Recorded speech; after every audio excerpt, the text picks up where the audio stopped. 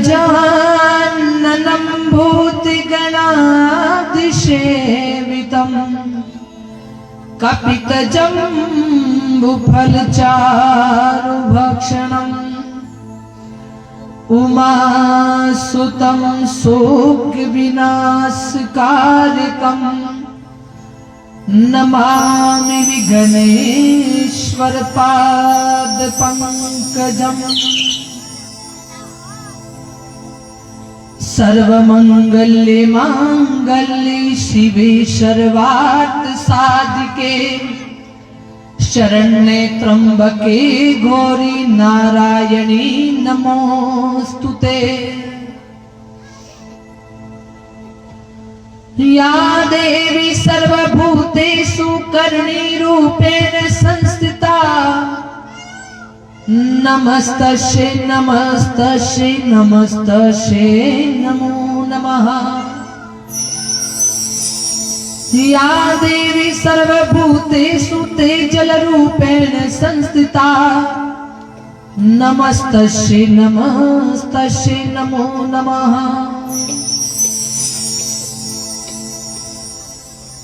अतुलित बलरामं हेमशैलाभदेहं धनुज्वल कृशानं ज्ञानिनाम् अग्रगण्यम् सकल गुण निदानं वानराणामधीशं रघुपति प्रिय भक्तं वात जातं नमामि। नीलांबुज श्यामल कोमलांगं सीता समारोपितवाहं वागं पाणौ महाशाय चारु चापं नमामि रामं रघुवंशनाथम्।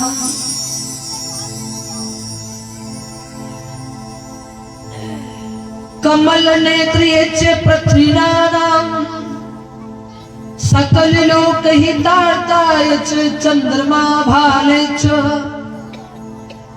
दक्षेश्वरीय च श्रियानिरूपेण नमोस्तुते।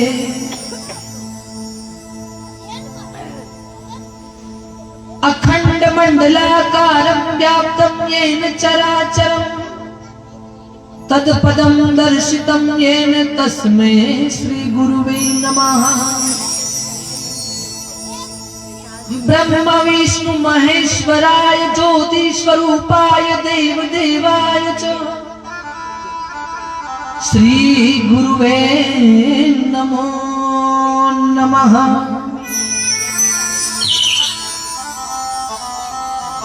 काली कृपालिनी च महारुद्राणी च नमो नमः।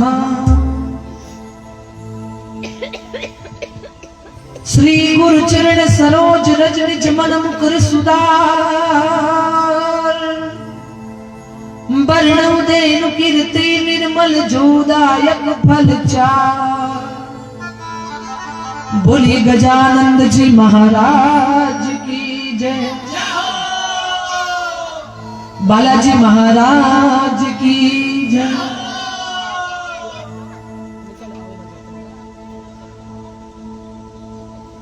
भागवत भगवान की, तुलसी महारानी की, ठाकुर जी महाराज की, श्री भैरवनाथ की, कृष्ण कन्हैया लाल की, क्षेत्रपाल भगवान की, ग्राम देवताओं की, स्थान देवताओं की, धुनी वाले बाबा की, रणजा सरकार की, नवग्रह देवताओं की, गौ माता की, बेल भगवान की, सदगुरुदेव भगवान की, श्री भैरवनाथ की, अजमल घर अवतार की, तेजल मात की, करणी मात की।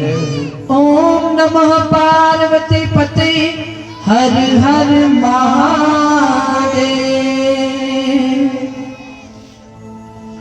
आइए मेरे भाई बहन, कुछ क्षण के लिए हरिनाम कीर्तन करते हैं, तत्पश्चात हम आगे कथा का प्रयास करते हैं, कथा में बढ़ने का प्रयास करते हैं।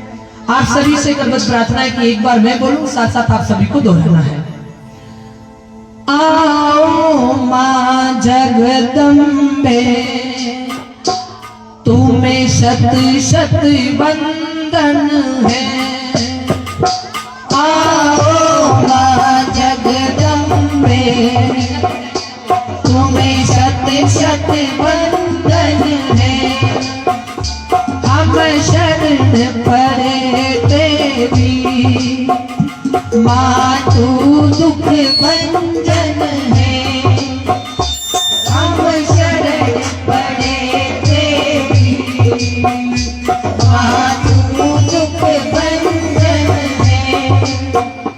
आओ माँ जगदम्बे, तुम्हें शत शत वंदन है।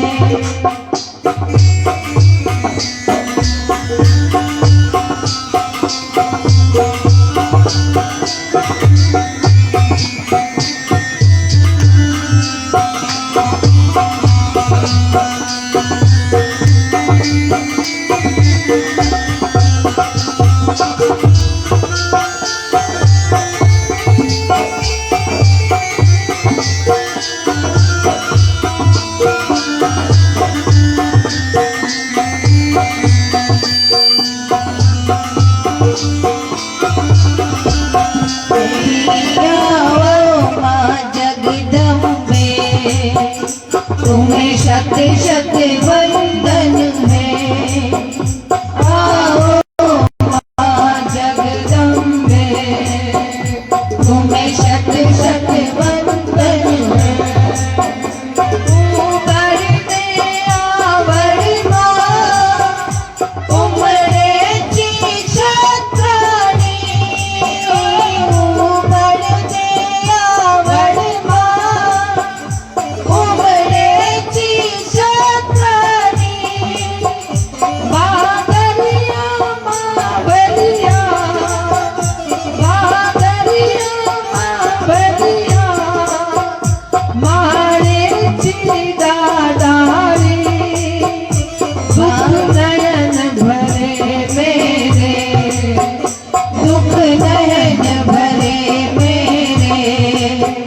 माँ तू सुख भंजन है। आओ माँ जगदम्बे, तुम्हें शत शत वंदन है।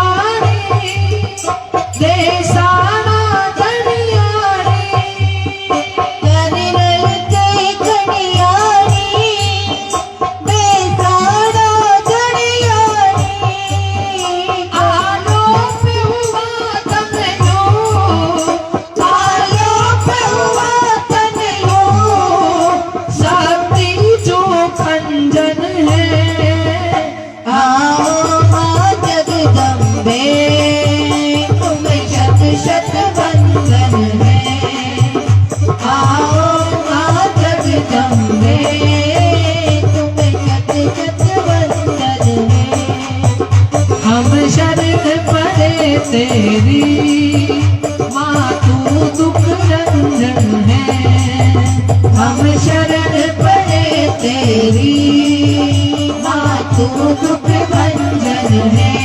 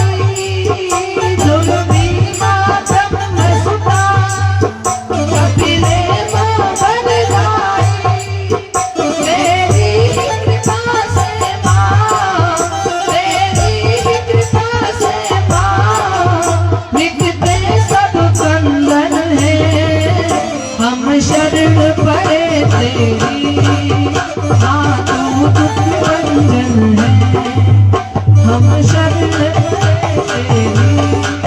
माँ तू दुख भंजन है, आओ जगदम्बे, तुम्हें शत शत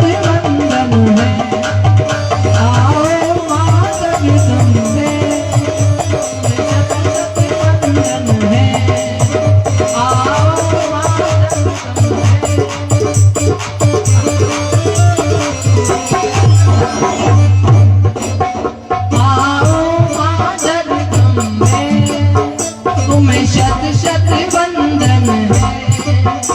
आओ माँ जगदम्बे, शत वंदन है, हम शरण पड़े तेरी। माँ तू दुख भंजन है, हम शरण पड़े तेरी। माँ तू दुख भंजन है, ओम रेणु आवड़ करनी,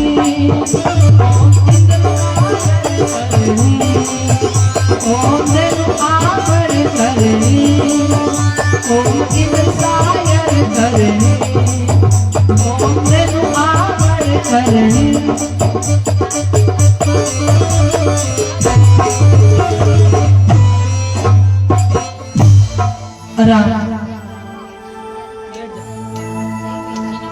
अर्चनीय वंदनीय पूजनीय प्रतिपल प्रतिक्षण स्मरणीय अध्यात्म जगत में सर्वोच्च शिखर पर विराजमान होकर के सारे जगत को आनंदमय ज्ञान प्रदान करके अज्ञान रूपी अंधकार का नाश कर ज्ञानमय दिव्य ज्योति जला देने वाले पूज्यपाल श्री सद्गुरुदेव भगवान, जिनके चरणों में ध्यान करने मात्र से व्यक्ति के हजारों मनों के समान हृदय में प्रकाश प्रकट हो जाता है, ऐसे पूज्यपाल श्री सद्गुरुदेव भगवान ब्रह्म चैतन्य चैत्य ज्योति स्वरूप देवताओं की इच्छा रूप लेकर के प्रभु पधार करके सकल जगत को कष्टों से मुक्त कराने के लिए आए पूज्यपाल श्री सद्गुरुदेव भगवान के चरणों में प्रणाम। सर्वदेवमय सर्वतीर्थमय सर्व आनंदमय सर्व रोग निवारणी सर्व क्लेश हारिणी सर्व दुख नाशने मां भगवती जगदम्बा जगदीश्वरी परमेश्वरी राजराजेश्वरी सर्वेश्वरी आनंद कंद नंद नंदना की प्यारी राधा रानी की दुलारी, सकल जगत में विराजमान होकर के सकल जगत को अमृतमय दूध पिला करके इस पृथ्वी को पावन करके पृथ्वी का दुख को दूर करने वाली नंद नंदना की प्यारी कृष्ण की दुलारी, सकल जगत में विचरण करने वाले तमाम गौ माताओं को प्रणाम। जिनकी पीठ पर सदैव शिव भोले बाबा सवारी करके अपने आप को धन्य महसूस करते हैं और किसानों का तमाम कर्जों को नाश करके उनका उज्जवल भविष्य बनाते हैं, ऐसे नंदी भगवान बेल भगवान के श्री चरण कमलों में धन्यवाद प्रणाम नमः। भगवान व्यासी महाराज व्यासपीठ पर विराजमान, भगवान गणेश जी महाराज, बालाजी महाराज, भगवान भागवत जी, तुलसी मैया, 33 कोटि देवी देवता, माँ भगवती, करणी जी, तेजल माता जी एवं ठाकुर जी महाराज, नवग्रह भगवान, सरस्वती सहित 33 कोटि देवताओं को प्रणाम नमन वंदन। संत महापुरुषों की उपस्थिति में तृतीय दिवस चतुर्थ दिवस की कथा में हम सभी उपस्थित हुए हैं और ऐसे संत महापुरुष पधार करके कथा को सफल बनाने का कार्य किया है। महापुरुषों को वंदन। जिन भाइयों ने कथा का अथक प्रयास करके कथा बैठाई उन सभी भाइयों को भी अभिनंदन, आपके पुरुषार्थ को, आपकी मेहनत को अभिनंदन वंदन। सभी मातृशक्ति माताएं बहनें, बाल गोपाल, युवा भाई, बड़े बुजुर्ग सभी के हृदय में विराजमान परम पिता परमात्मा को मैं अभिनंदन वंदन करती हूँ। कथा की व्यवस्थाओं को संभाल करके कथा की इस व्यवस्था को सुचारू रूप से चलाने वाले, पूजा पाठ की तमाम सामग्री को एकजुट करके तमाम सामग्री को साथ में लेकर के पूजा विधि विधान से शास्त्रोक्त करवा करके हम सभी को आनंद और सुख का अनुभूति करवा रहे हैं मुझे पंडित जी के हृदय में विराजमान परमात्मा को प्रणाम। माँ भगवती जी सरस्वती जी के अनुयायी, हृदय में विराजमान, कंठ में विराजमान माँ भगवती सरस्वती जी के अनुयायी, तीनों संगीतकार भाइयों के हृदय में विराजमान माँ भगवती सरस्वती जी को अभिनंदन। साउंड पर विराजमान साउंड वाले भैया जिनकी अनन्य प्रेम से आज हम मधुर मधुर आवाज से, मधुर स्वर से हम कथा कर पा रहे हैं, मधुर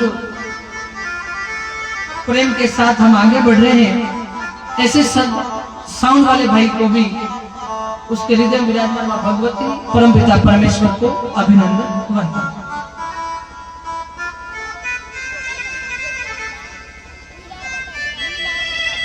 संगत का बहुत बड़ा असर पड़ता है भगवान। व्यक्ति रात दिन जिसकी संगत करेगा तो उस संगत का असर उस व्यक्ति में आएगा ही आएगा।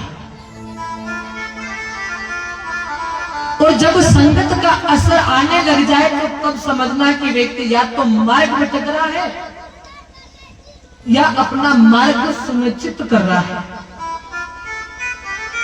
अगर सत्संगत लग जाए साथियों तो व्यक्ति का मार्ग सुलभ बन जाता है, और यदि गलत संगत पड़ जाए तो व्यक्ति का मार्ग बदल करके वो रसातल की ओर चला जाता है। इसलिए रामचरितमानस में तुलसीदास जी महाराज कहते हैं, कदली सीप भुजंग मुख स्वाति एक गुणती, जैसी संगत बेटियों ते सोही फल दीन रे भैया, ते सोही फल दीन,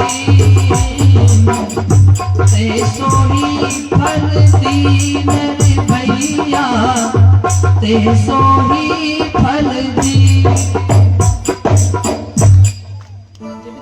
ये भी दोहा नहीं आता क्या आपको? आती है आपको याद है? नहीं है, इसलिए मैं कहती हूँ रोज शाम को घर पे आ जाकर मैं लिखा दूँ। लिखाने का कारण यही है मेरा, फिर ऐसा टूटता है संगीत बहुत बुरा लगता है, फिर कल से बजाने में अभी की फिर इसका मतलब क्या है?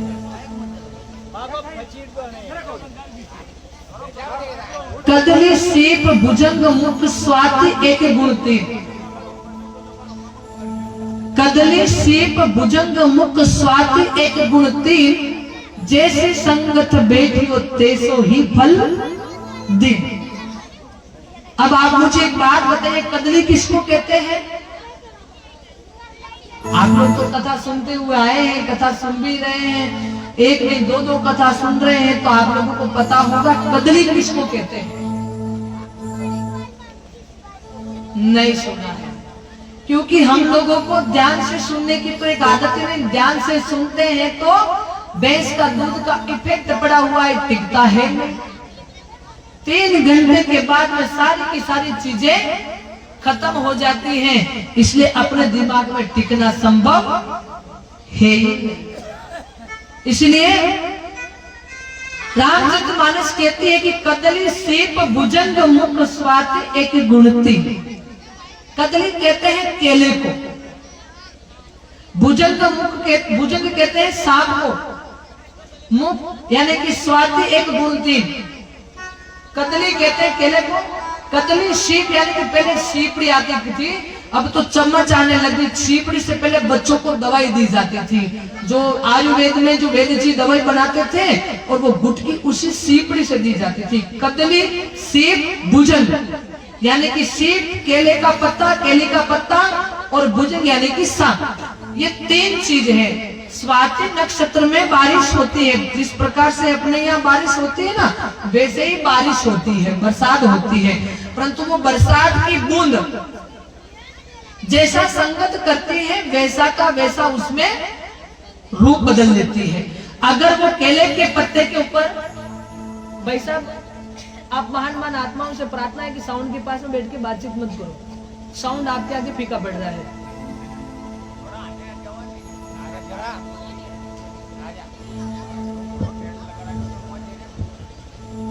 स्वाति नक्षत्र में जो बारिश होती है वो बारिश की बूंद जैसा संगत करती है वैसा ही उसका रूप धारण कर लेती है। केले के पत्ते के ऊपर वो बारिश की बूंद गिरती तो कपूर बन जाती है, और वही बारिश की बूंद सीप में गिर जाती है, सीपड़ी में गिर जाती है, सीपड़ी में पड़ जावे तो वो मोती बन जाती है सुंदर, जो कि सबके लायक काम, और सब उसको पहनने की कोशिश रखते हैं, मुकुट में सजाने की कोशिश में रहते हैं, हार बनाने की कोशिश में रहते हैं, ऐसा सुंदर मोती बन जाती है। और वही बारिश की बूंद यदि सांप के मुख में गिर जाए तो वो जहर बन जाती है। और आप जानते हैं सज्जनों कि अगर एक बार सांप के मुख में वो बूंद गिर जाए तो जहर बनकर के लोगों को मारने का काम करती है। बूंद एक ही है, परंतु जिसने उसने जैसा संग किया उसका वैसा ही रूप बना, ऐसा ही उसको फल मिला। इसलिए अपने राजस्थान कहावत भी है कि काया के बड़े धोयो लेवे तो गुण ने तो लखन तो ले नहीं जावे।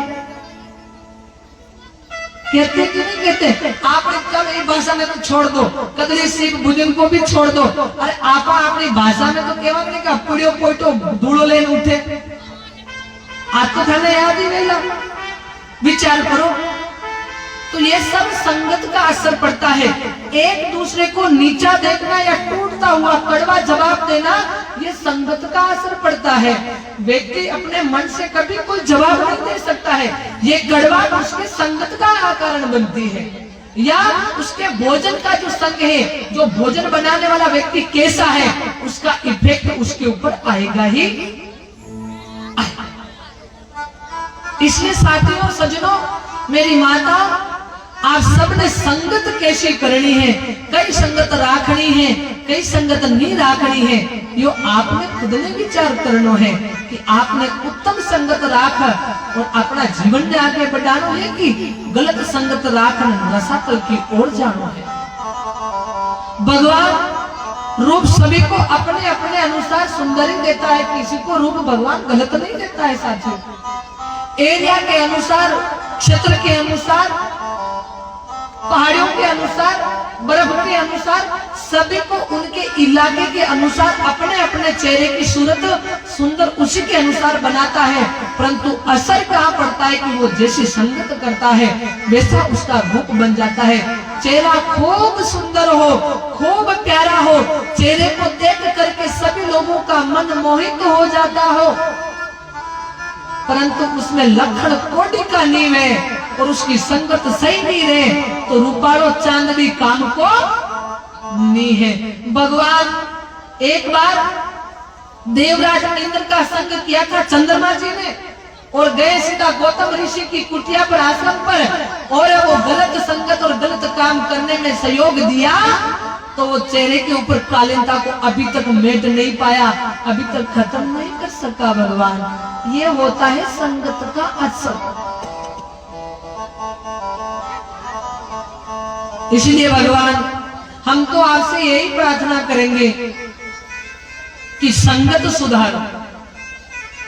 यदि आपको भगवान ने गले का, चेहरे का एटीट्यूड दिया है, सुंदर भजन गा सकते हो ना, तो सदैव आप भजन के ऊपर चिंतन करने लग जाओ। यदि आप जितना चिंतन करोगे, जितना मनन करोगे, जितना भजन के संगत में रहोगे, तो भगवान के जगत के लोग आपके नूर को नहीं, को जगन्नाथ जनार्दन आपके नूर को देख करके वो समीप आकर के बैठ जाए। आपकी और हमारी क्या औकात है भगवान, हम आपके पास में आकर के बैठे या आप हमारे पास में आकर के बैठे। और जिसका सहारा आप लोगे तो वो जनार्दन आपका सहारा लेगा और वो नित्य कहेगा मेरे लाल एक भजन सुना दे, मुझे तेरे भजन की सुनने की इच्छा है। नरसिंह जी भगवान ने संगत सत्संग की, सत्संगत की, तो सदैव भगवान उसको केदार राग सुनने के लिए आतुर रहते थे। और जिस दिन केदार राग अगर नरसिंह मेहता गाते तो स्वयं जनार्दन इस धरती पे आकर के उसका कार्य करके जाता था। बस संगत ऐसी करो। यदि अपने को कोई सुधार करने की बात बोल रहा है तो फट उसके ऊपर मनन करो, चिंतन करो, ना कि उसको जवाब दो। तब जाकर के भगवान जीवन सफल होगा, तब जाकर के परमात्मा का आश्रय मिलेगा, तब जाकर के परमात्मा की गोद मिलेगी भगवान। इसलिए संगत का बड़ा फल है। संगत सुधारो, संगत सुधारो। ऐसे ही एक कथा सुनाते हैं भगवान अंगुल्यमाल की। हालांकि उसका नाम तो दूसरा था, परंतु वो अंगुल्यमाल जो भी उसको कोई जंगल में मिलता, उसके हाथों के अंगुलियां काट करके गले में माला पहन लेता था। तो इस कारण से उसने 108 अंगुलियां की माला पहन ली और उसके बाद में उसका नाम पड़ गया अंगुल्यमाल। बड़ा डाकू था, बड़ा भयंकर व्यक्ति था। किसी व्यक्ति को जीवित छोड़ने का तो काम उसके डिक्शनरी में, उसका जीवन में ने के कार्य ने तो दया नाम की, और उनको छोड़ करके ऐसा उसके भगवान ने उसके कलेजे में दिए नहीं था कभी। उसका मन में ऐसा कभी भाव ही पैदा नहीं होता। वो अंगुल्यमाल कोई भी जंगल में जीव मिलतो, यानी कि इंसान मिलतो, और वो जीव जंतु तो खाते खाते कि बड़ो गुरु बढ़ गयो हो और बड़ो हड्डो जमा लीधो, और अंगुल्यमाल जो भी व्यक्ति आतो भी की अंगुलियां काट और माला बना करके गला में पहन ले। ऐसा भयंकर जीव जब जंगल में रहते रहते उसका पाप खूब बढ़ गया। इतना पाप बढ़ गया कि एक दिन परमात्मा की ऐसी कृपा हुई कि भगवान बुद्ध उसी मार्ग से जा रहे थे। भगवान बुद्ध को तो जानते होंगे, कुछ लोग जय भीम नारा लगाते हैं, जो वो उन्हीं के भगवान बुद्ध की बात है। भगवान बुद्ध उसी मार्ग से जा रहे थे, तो रास्ते में चलते चलते लोगों ने मना किया कि इस मार्ग से मत जाओ आप, वहां एक भयंकर राक्षस रहता है, बड़ा आताताई है, वो किसी के ऊपर दया नहीं करता है। वो सवारी आंगला काट काट अपना गला में माला पहरे, भगवान आप उधर मत जाओ। और भगवान बुद्ध की योग में जो परमात्मा का परम तत्व को पा गया हो और जो परमात्मा के अंदर विलीन हो गया हो, तो उसको किसी अंगुल्यमाल की डर की आवश्यकता नहीं है। विको अंगुल्यमाल को कई प्रकार को भय विका मन में कौन नहीं, और इतरों को सोच, और भगवान बुद्ध उसी मार्ग पर चलते पड़े। एक कर सब लोग वहां को साथ छोड़ता लास्ट में बुद्ध भगवान और बुद्ध भगवान को एक शिष्य हो बेदुई दे गया। थोड़ा आगे बढ़ता वो अंगुल्यमाल भगवान बुद्ध को जो शिष्य हो उन्हें भी थोड़ा भय लागो, तो वो भी क्यों गुरुजी आप अटनो आओ और मैं भी बाड़ू आऊं। अपनी भाषा में तो 6 महीना को रास्तो गेलो और 12 महीना को गेलो। गुरुजी थे तो चलो 6 महीना के गेले और मुंह 12 महीना के गेले। 2 दिन मोड़ा मिला, परंतु भगवान मार तो जीव गुणो बालो। तो गुरुजी चोरे भाई जाने जीव बालो है, तो भी व्यक्ति को तो कई करना, चलो भाई आप ही चलो। सीधा भगवान बुद्ध भी अंगुल्यमाल के नजदीक पहुंच गया, पास में पहुंच गया। और अंगुल्यमाल का जतरा भी अड्डा का जो लोग मिनक हा, जो डाकू हा, वे चारों तरफ घेरो बनाना भगवान बुद्ध को बीच में घेर लिया। भगवान बुद्ध ने घेर गिरा और क्यों भाई के आपको इस मार्ग में आते किसने रोका? ने का रोका तो था, परंतु मुझे किसी चीज का डर नहीं है, इसलिए मेरे को आना इधर अच्छा लगा तो मैं आ गया। आपको डर नहीं लगा? क्यों नहीं लगा? मेरा इतना आतंक है, मेरा अड्डा है, फिर भी आपको डर नहीं लगा। इसके पीछे कारण का जो परमात्मा की गोद में बैठ गया हो उसको किसी की डर की आवश्यकता नहीं, किसी का भय नहीं, किसी का डर नहीं। तो क्या वो परमात्मा मुझे भी मिल सकता है क्या? क्या बिल्कुल मिल सकता है। कैसे मिलेगा? तो कहा कि ये पाप जो आप करे उसको बंद कर दो और बंद करके भगवान के भजन में लग जाओ, तो भगवान के ध्यान में लग जाओ तो आपको परमात्मा मिल जाएंगे। अब यहाँ पर भजन की जो बात है ना, आजकल भजन किसको समझते हैं? गुरुजी विराजमान है, इधर संत महापुरुष विराजमान है, पूज्य गुरुदेव भगवान का आशीर्वाद है, पूज्य गुरुदेव भगवान की चेतना यहाँ विराजमान है। आखिरकार सत्संग किसको कहते हैं?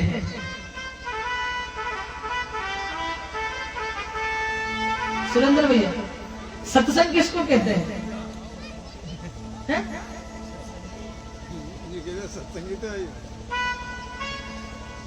आजकल की परिभाषा सत्संग की पूरी तरीकों में बदल गई।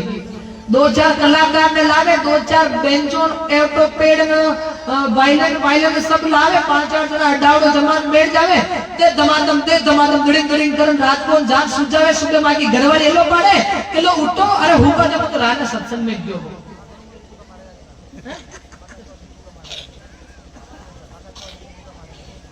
काका थोड़ा सा बुरा काम मांगे बेमाने दे दो, मैं बेटा हाले बाकी ने का टेंशन ले जाओ। आखी रात धड़म धड़म धड़म धड़म की तो अरे गणा इतना डावा भरना कमे के 2-4 छोड़न नाम नचावे और आखी रात नाच लेवे, धड़ा धड़म कर लेवे और सुबह देर तक हुए और अपनी घरवाली के मन थोड़ो हुबा दे, वो तो रात में सत्संग में गयो। अरे भैया, सत्संग में जाने के बाद तो जन्म जन्मांतर की नींद उड़ जानी चाहिए। और ये कौन सी सत्संग करी रे मेरे भैया जो तेरे को अभी तक सुला नहीं है? दोपहर तक सोने को मजबूर कर देवे तो वो सत्संग नहीं, वो तो भगदड़ है। और सुबह ब्रह्म मुहूर्त में उठाने को मजबूर कर देवे, उसी को सत्संग कहते हैं। जिसकी चेतना जागृत हो जाए उसी को सत्संग कहते हैं। साथियों, असली परिभाषा तो सत्संग की मेरे साथियों यही है। सत्संग वाला कोई भजन नहीं तो भगवान खुद ने उनको कहा कि भाई आप सत्संग करो, यानी कि भगवान के अंदर ध्यान में लग जाओ, तो आपको परमात्मा की गोद मिलेगी, आपको भी परमात्मा मिलेगा। नहीं तो अंगुलीमाल ये करता रहा तो नरक में जाना निश्चित है, तेरा उद्धार कभी भी नहीं हो सकता। पुण्य वापस 84 लाख योनियों में आपको जाना ही पड़ेगा। भगवान अंगुलीमाल उनकी बात को सुन करके और कहा कि मुझे इसका प्रमाण दिलाओ। तब भगवान बुद्ध ने उनको हरि नाम दे करके उनको सत्संग करने का मार्ग बताया।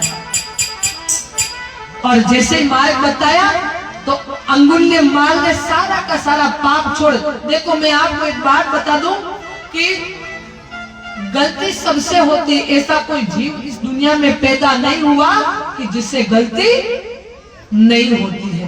पर गलती करने के बाद भी अगर पश्चाताप कर ले, उसको सुधार ले, अपने मन में उतार ले कि भाई मैंने ये गलती की, सुधार कर ले, तो समझना साथियों कि वो व्यक्ति महान है। और यदि कोई कहता ना कि मैंने कभी कोई गलती नहीं की, मैंने कोई कभी गलती नहीं की, तो आप समझ लेना कि उसने कोई काम ही नहीं किया, तो गलती कहां से करेगा? और जो काम करेगा तो गलती तो वो होगी। इसलिए भगवान बुद्ध को कहा कि इस भजन में मेरे से कोई गलती तो नहीं होगी ना? कहा गलती तू करेगा तो हजारों होगी, परंतु गलती के ऊपर पश्चाताप कर लेना और ये सत्संग कर लेना, जब तेरा कल्याण हो जाएगा। उड़े चुनरे में तो गए सती संग में, उड़े चुनरे में तो गए सती संग में, ये सावरिया की डूबे माने मेरा मेरा रंग में, सावरिया भी कोई माने मेरा मेरा रंग में। उड़े चुनरे में तो गए सती संग में, चुनरे में तो गए सती संग में, सावरिया भी कोई माने मेरा मेरा रंग में, सावरिया भी कोई माने मेरा मेरा रंग में।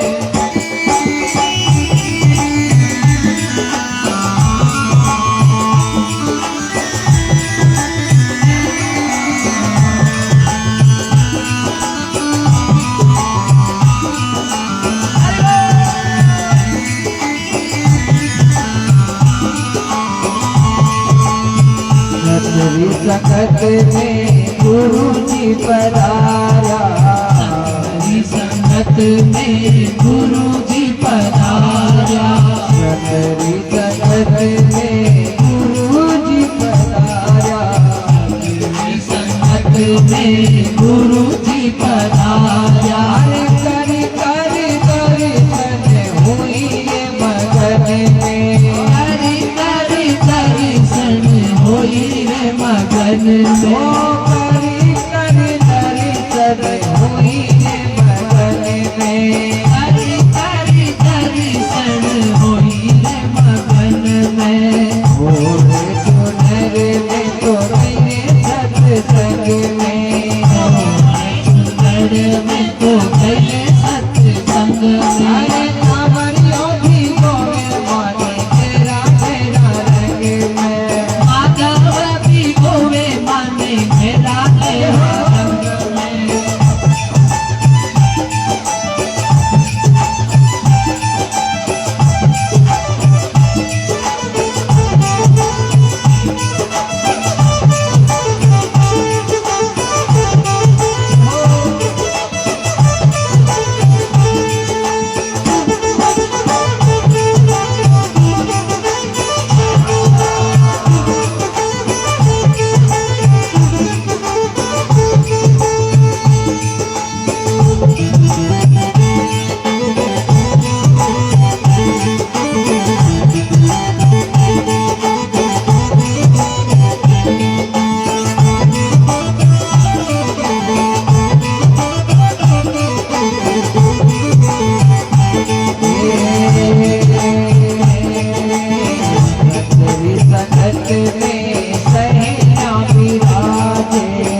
संगत में सहेला विराजे संगत में सहेला विराजे संगत में सहेला विराजे अरे गाये गाये हरि गुण होई रे भगन में गाये गाये हरि गुण होई रे भगन में अरे गाये गाये हरि गुण होई रे भगन में गाये गाये हरि गुण होई रे भगन में मोरे चुनर में तो गए सत्संग में मोरे चुनर में तो गए सत्संग में कांवरियों भी गोवे माने तेरा तेरा रंग में मोहन भी कोई माने तेरा तेरा रंग में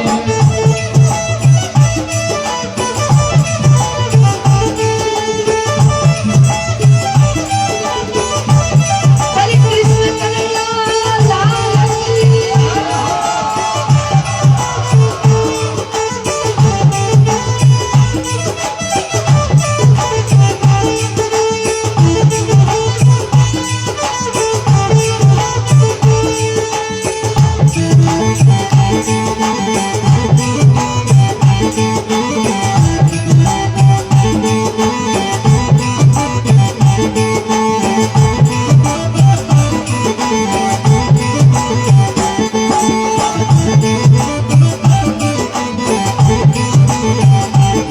सतरी संगत में ज्योति जगत है सतरी संगत में ज्योति जगत है सतरी संगत में ज्योति जगत है सतरी संगत में ज्योति जगत है अरे करी करी दर्शन होई रे मगन में अरे करी दर्शन होई रे मगन मोरे करी करी दर्शन होई रे मगन में मोरे चुनर में तो गए सत्संग में मोरे चुनर में तो गए सत्संग में अरे कांवरियों भी कोई माने घेरा घेरा रंग में अरे कानूनों भी कोई माने घेरा घेरा रंग में मोरे चुनर में तो गए सत्संग में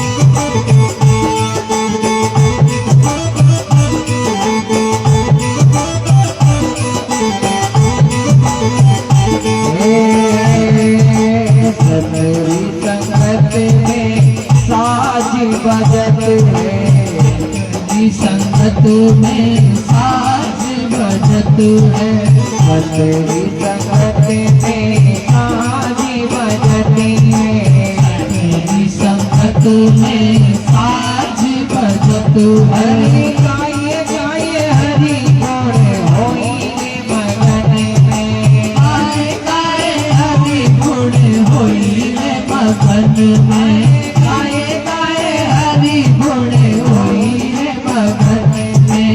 हो तू नड़ में तो गए सती संग में, हो तू नड़ में तो गए सती संग में।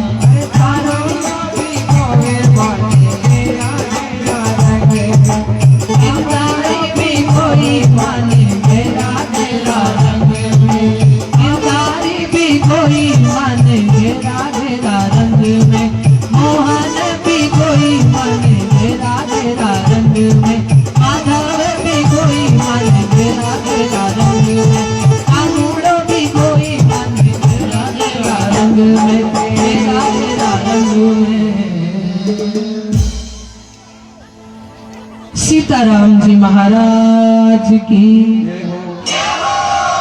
साथियों सज्जनों, जैसे बुद्ध भगवान उसको कह करके उसको सदमार्ग पे बिठा करके हरि नाम कीर्तन दे करके बुद्ध भगवान वहां से निकल पड़े और इधर अंगुल्यमान भगवान की परमानेंट की भक्ति में आकर के बैठे। बस सत्संग यदि शब्द एक ही मिल जाए सत्संग का, तो व्यक्ति का जीवन रसातल से भी ऊंचाइयों को छू सकता है। कीचड़ से भरा हुआ व्यक्ति भी उज्जवल भविष्य, उज्जवल काया को कर सकता है।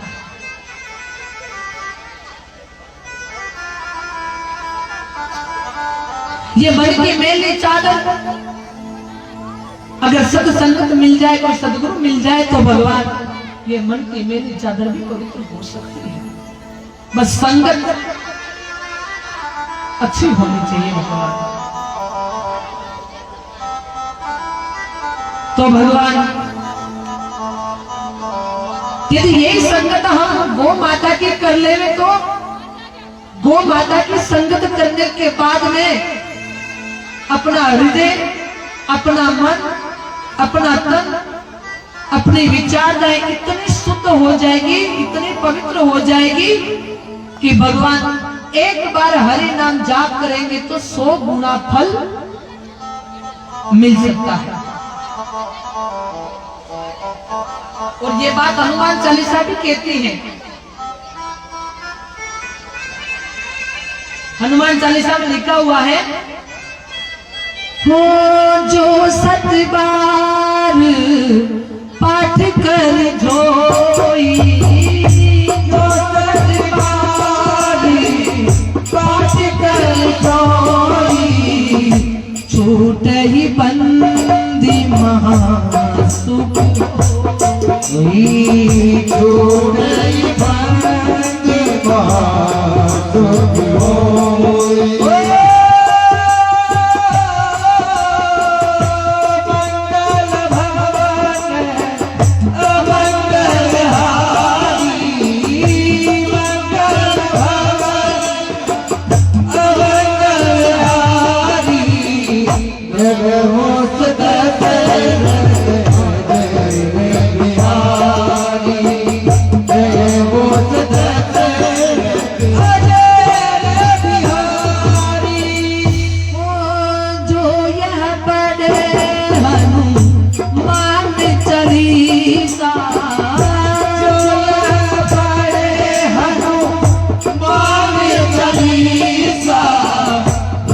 ये सीधी साथी गोरीसा, हो ये सीधी साथी गोरीसा।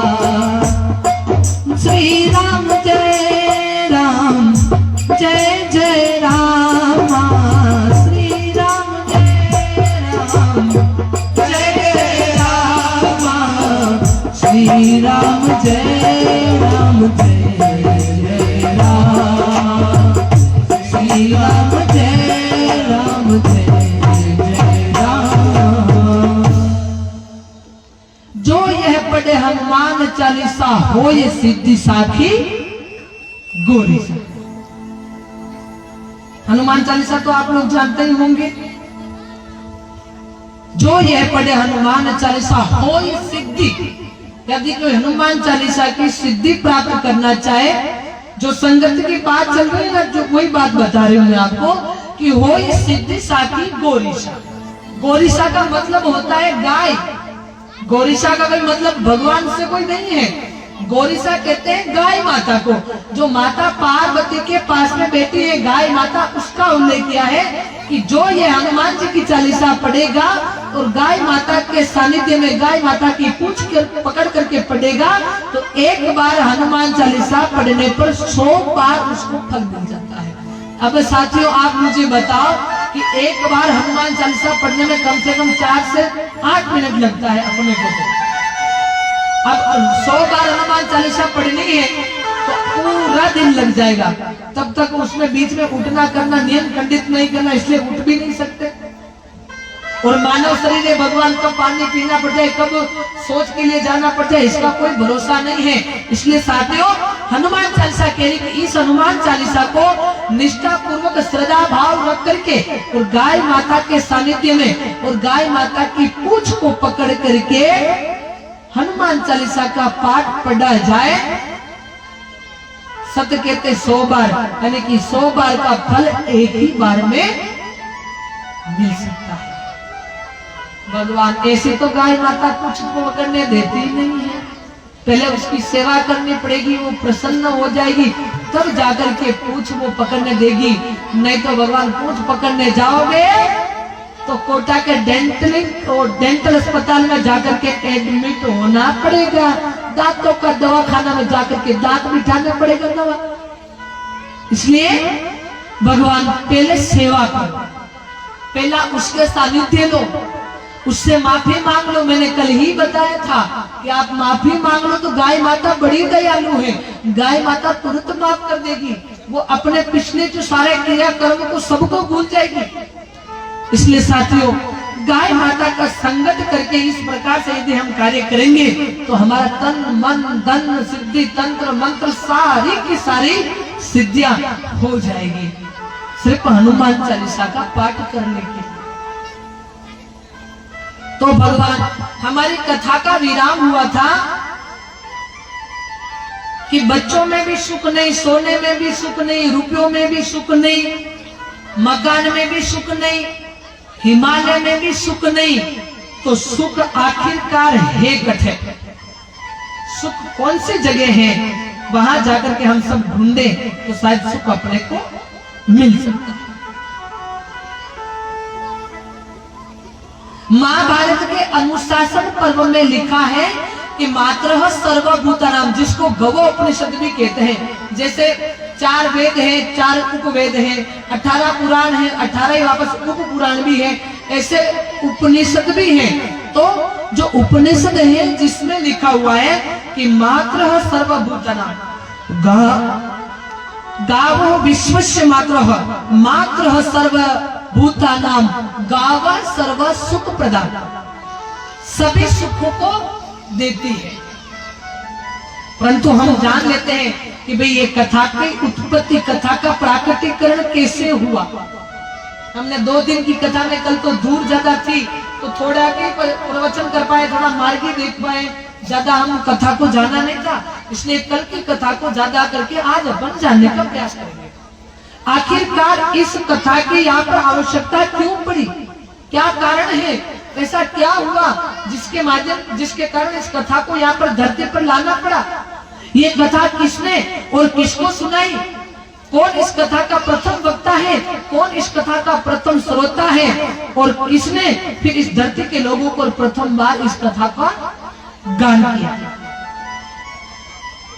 और आखिरकार ऐसा क्या है जो इसी कथा को लाना पड़ा या इसी कथा का प्राकटीकरण हुआ। तो कहते हैं कि भगवान निंदोला नदी जो गुजरात क्षेत्र में सूरत के समीप एक गांव है जिसका नाम है बारडोली। वो गांव शर्करा उत्पादन का बड़ा शहर है, मशहूर गांव हुआ करता था और अभी भी वहां पर शर्करा का उत्पादन तो होता है। उस बारडोली शहर में एक राम कथा का आयोजन था। उस राम कथा में एक ब्राह्मणशील रहने वाले संतों को ब्राह्मणशील बताया है, क्योंकि संत एक जगह रुकना नहीं चाहिए। चलता साधु भला, कहते हैं कि बहता हुआ पानी और चलता हुआ साधु ये दोनों ही ठीक है, दोनों में से कोई एक जगह रुक जाए तो उसका सम्मान कभी भी नहीं होता, उसका मान सम्मान कब पड़ जाता है। साथियों, कहते हैं कि पानी यदि चलता चलता किसी एक स्थान पर रुक जाए तो वो कीचड़ बन जाता है, बनता कि नहीं बनता है। फिर वहां पर कीचड़ बनते ही करके मच्छर पैदा होता है और फिर अपार बीमारियों को जन्म देता है। और साधु भी एक स्थान पर यदि रुक जाए ज्यादा करके, और विशेष तो मैं कहती हूँ कि गृहस्थी के घरों से तो ज्यादा ही साधुओं को दूर रहना चाहिए। सही, जितना साधु गृहस्थियों से और गृहस्थी घर से दूर रहे उतना फायदा है। अगर यहाँ पर 7 दिन की कथा है, आप लोगों ने आवास बना रखा है और 7 दिन से अधिक यदि रुकेंगे तो फिर साधु में और गृहस्थी में कोई भेद नहीं रहेगा, कोई डिफरेंट नहीं रहेगा। इसके लिए साधु को काम हुआ कि वहां से प्रस्थान कर जाना चाहिए, भले ही वो जंगल में जाकर के अलग से कुटिया बना करके बैठ जाए। ऐसा शास्त्र कहते हैं, मैं नहीं कह रहा हूं। आप लोग कहीं मेरी बात में कहेंगे भाई हम तो आप लोगों की इतनी सेवा कर रहे हैं फिर हमारे लिए ऐसा बोल रहे हैं। आप लोग कुछ भी बोल सकते हो, मुझे भरोसा नहीं।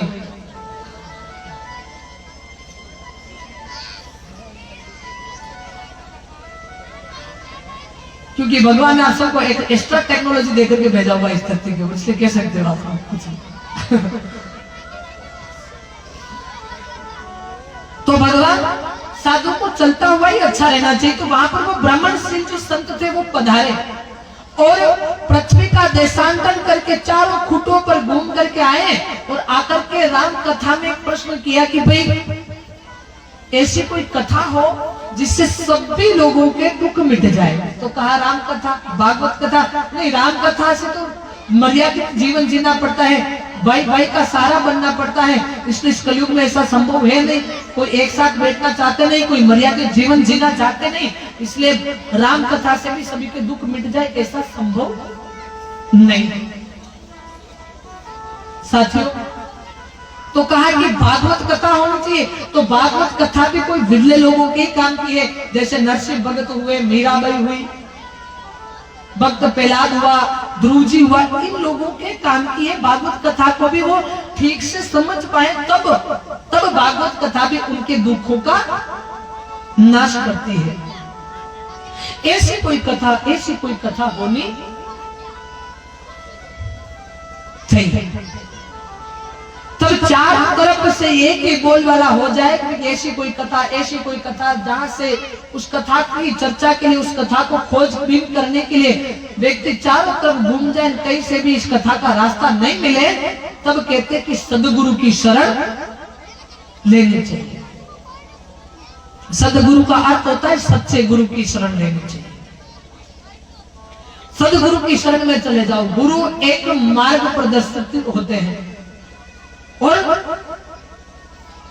अपन 4 रास्तों पे खड़े हैं, अपन को रास्ता नहीं सूझ रहा है ना, तो पूछ लेना उत्तम है। अपनी होशियारी नहीं लगानी चाहिए वहां पर।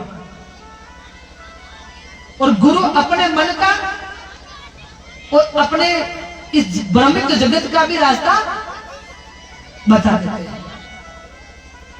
अब एक चिंता का घोर अंधेरा छाया हुआ है मन में।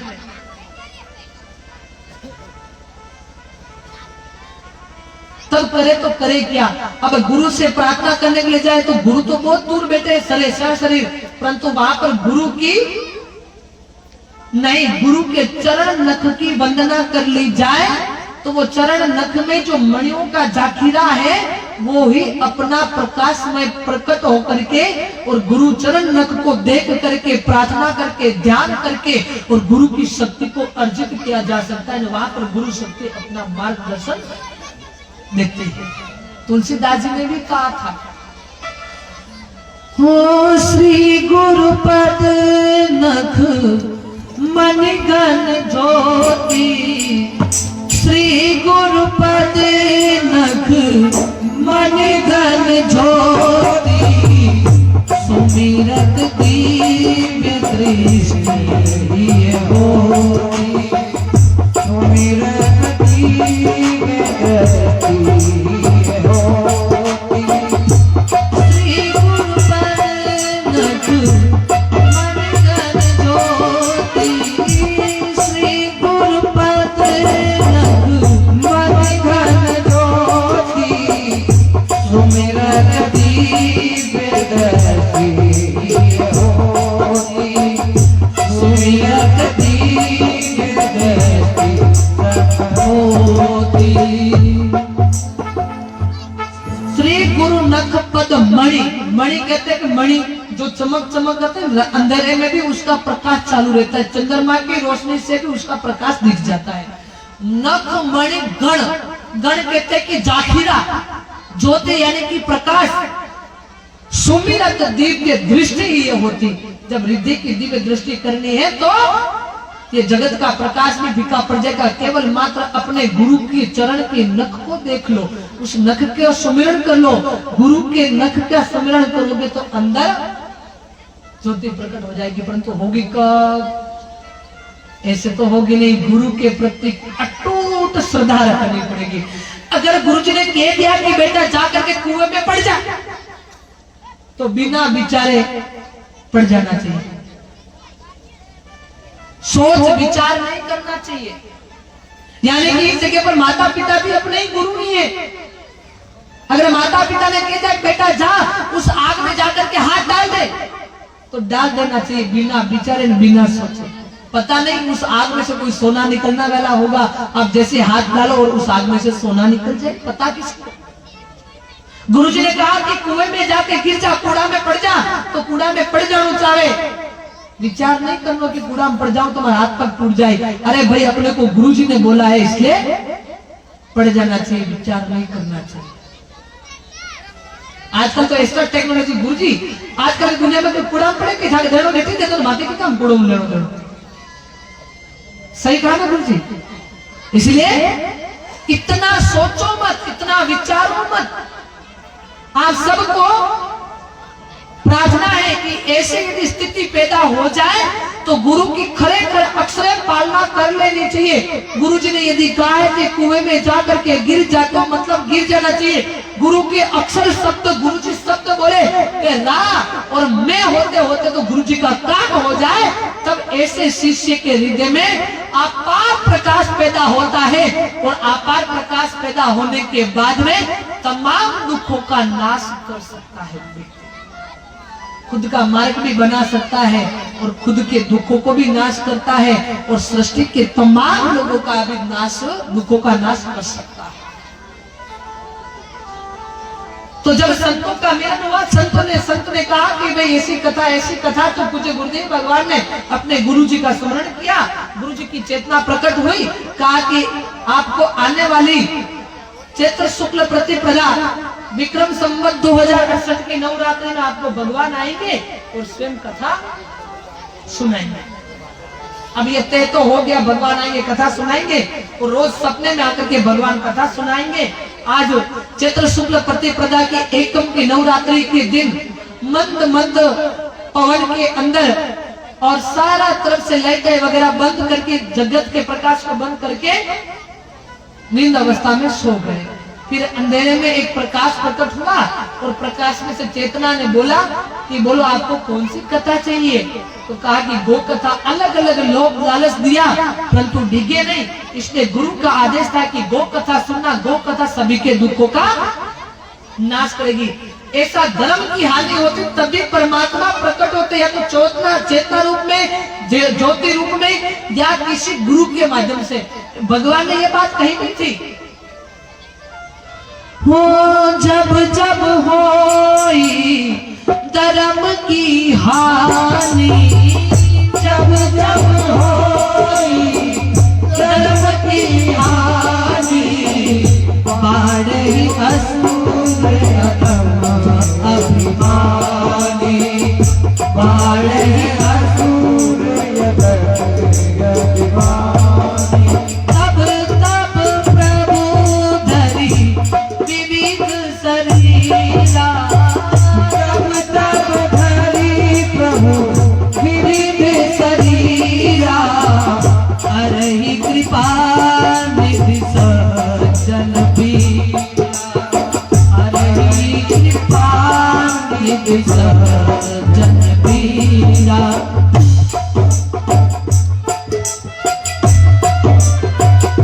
जय जय राम श्री राम, जय राम जय जय राम श्री राम, जय राम जय जय राम श्री राम, जय राम जय राम। जब जब होई धर्म की हानि, बाढ़ी असुर अदम अभिमानी, तब तब प्रभु धरी विविध शरीरा, हरहि कृपा निधि सज्जन पीड़ा। भगवान आपके अमृत पिलाने के लिए आए हैं क्या?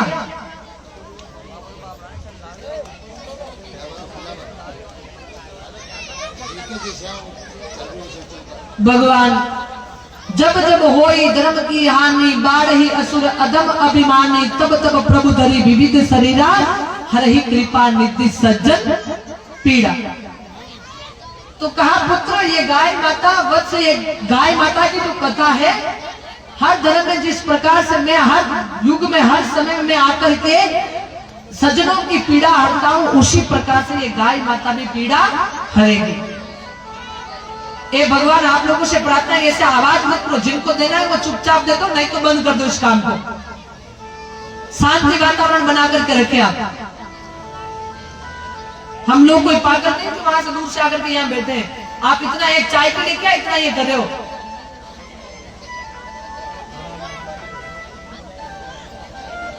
गोविंद जय जय गोपाल जय जय, गोविंद जय जय गोपाल जय जय।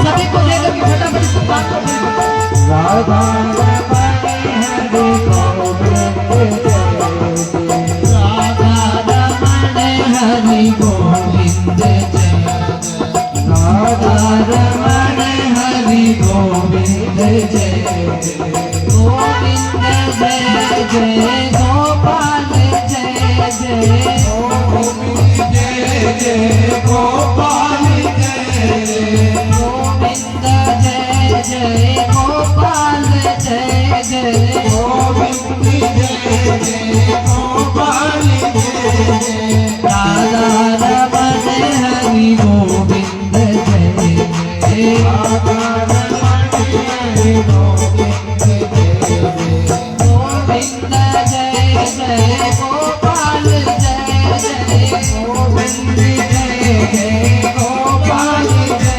जय, गोविंद जय जय गोपाल जय जय, गोविंद जय जय गोपाल जय जय, राधा रमण हरि गोविंद जय जय, राधा रमण हरि गोविंद जय जय।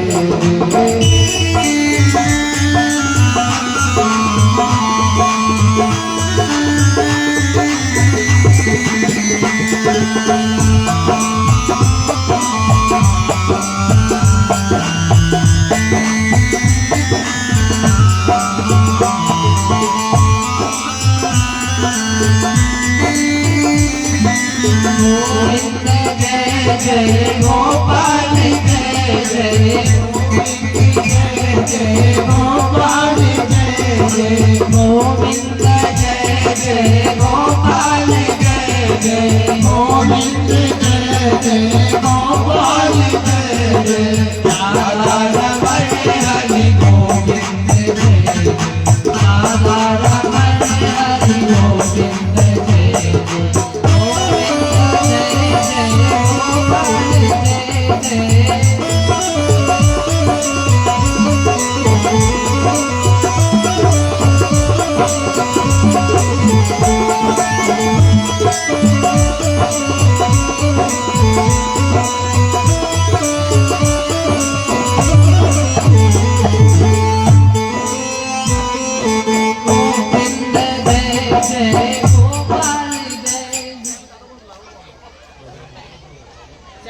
बोले सदगुरु जी भगवान की।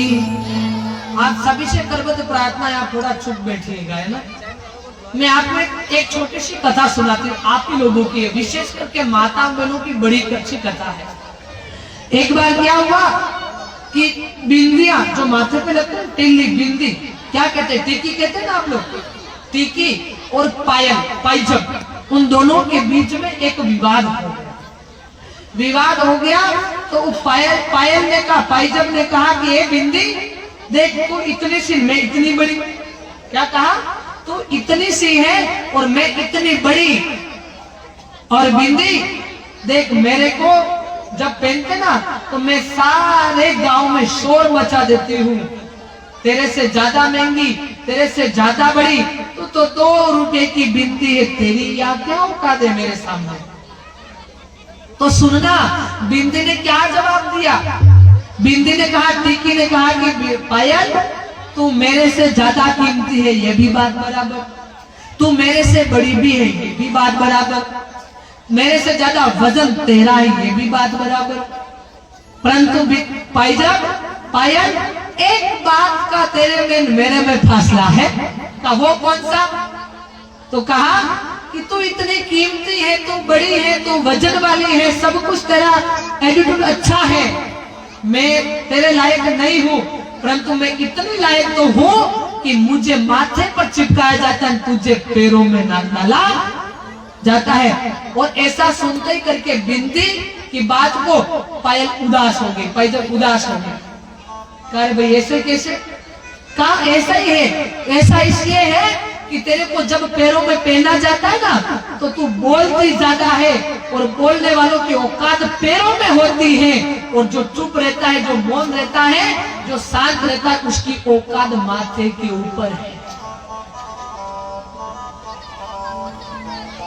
अब आप लोगों को निर्णय लेना है माताओं, आप कितनी सुंदर हो, सहज हो, सुशील हो, बस खाली यहाँ आकर के अटक जाती हो, बोलना चालू कर देती हो।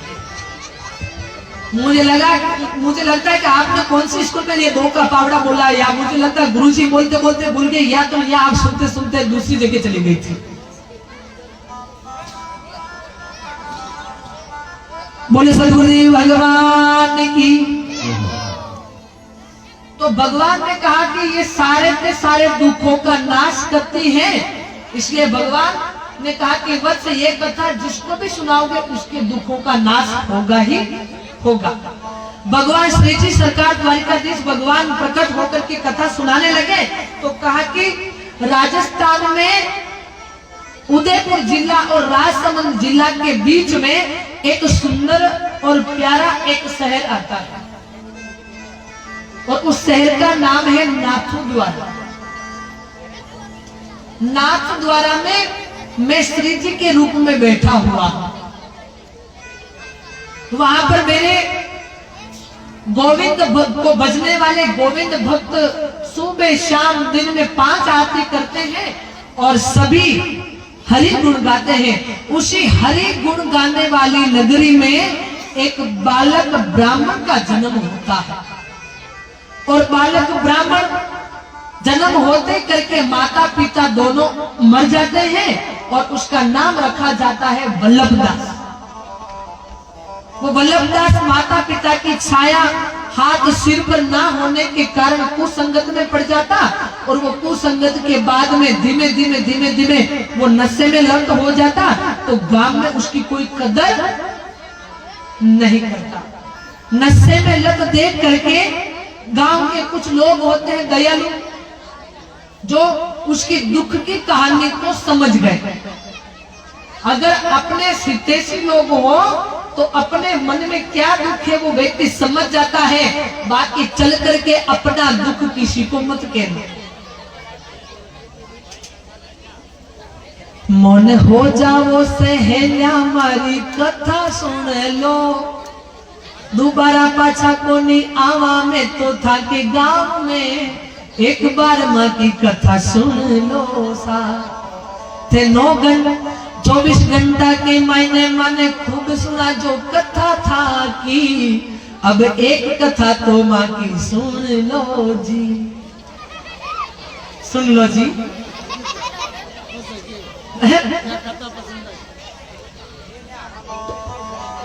था प्यारा प्यारा सुर कान माँ का तरसे जी, थोड़ी कथा फट बांस की सुन लो जी। माँ को तो कहीं नहीं बिगड़े काम था के आवेला, अबे को नहीं सुनियो तो पछे पछतावोला।